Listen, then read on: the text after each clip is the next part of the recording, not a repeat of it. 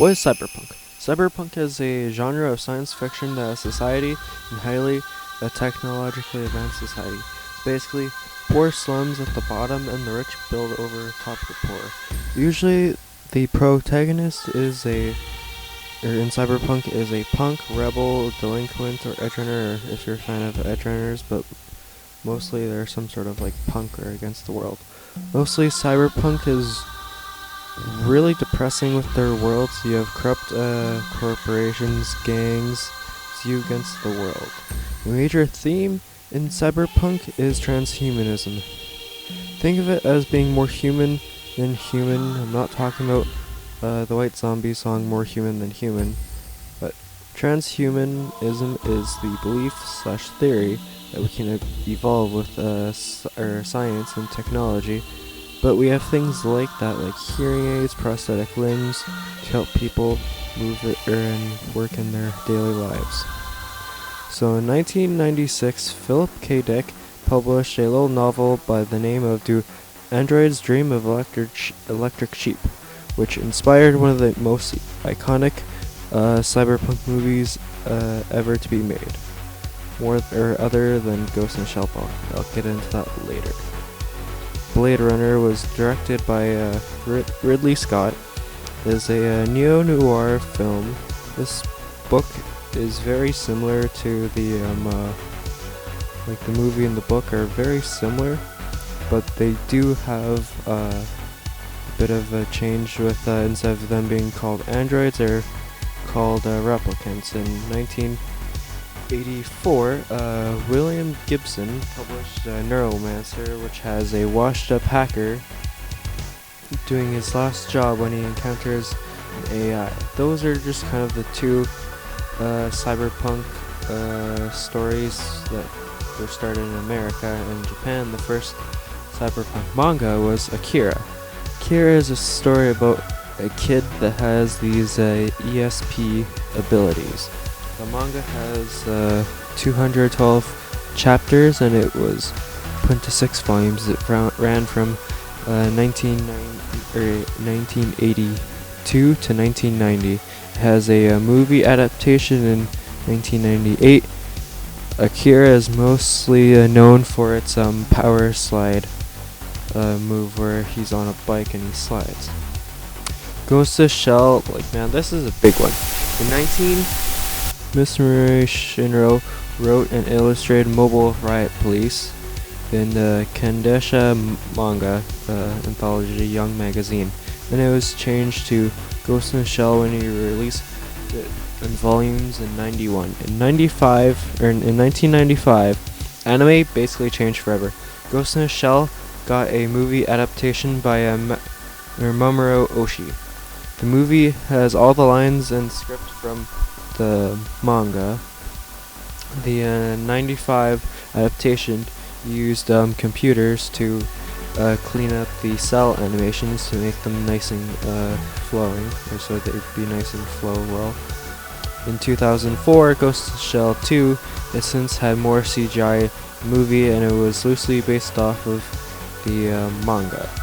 2002, there was a new generation of Ghost in the Shell called Ghost in the Shell Standalone Complex. Standalone Complex has 2 seasons and a Solid State Society movie.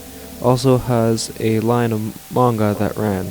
Ghost in the Shell Arise was the next series to go on, which had 4 hour-long episodes that were like a reimagining of Ghost in the Shell, ran between 2013 and 2014. In 2015, they had Ghost in the Shell, the new movie. And in 2020, Ghost in the Shell released Standalone Complex 2045, which was on Netflix and currently has 2 seasons. And they also redesigned the Tachikomas.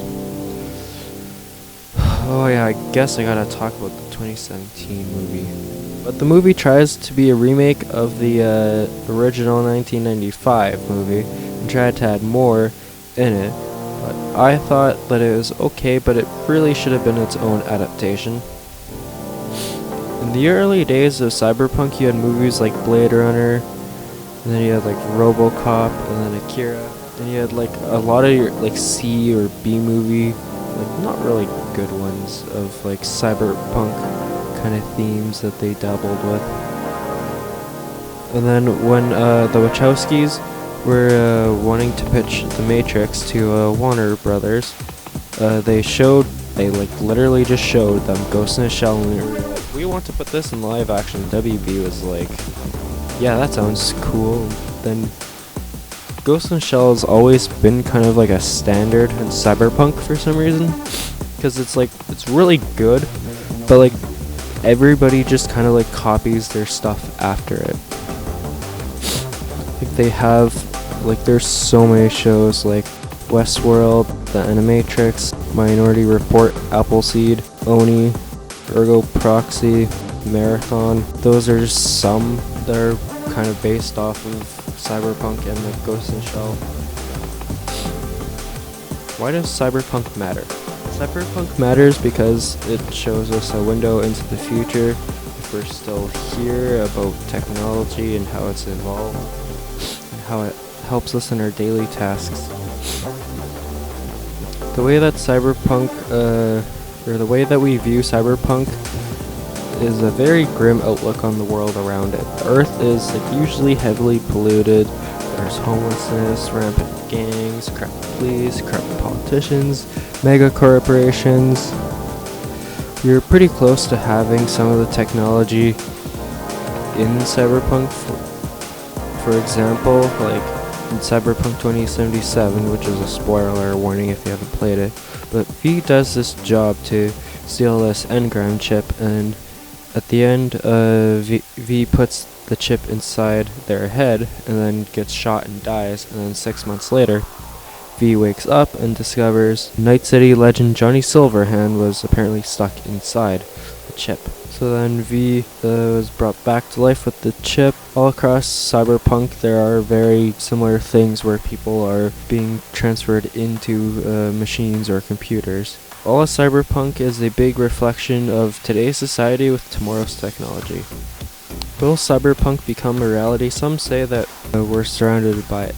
In South Korea, it's a prime example, because if you see, it's full of mega corporations, huge skyscrapers and lights, and there are like in the streets are filled with lights and neon signs. In South Korea, it's a good thing to go work in the corporate sector. It's seen as a really good job there, and because of that, people are getting plastic surgery due to school being so stressful on them.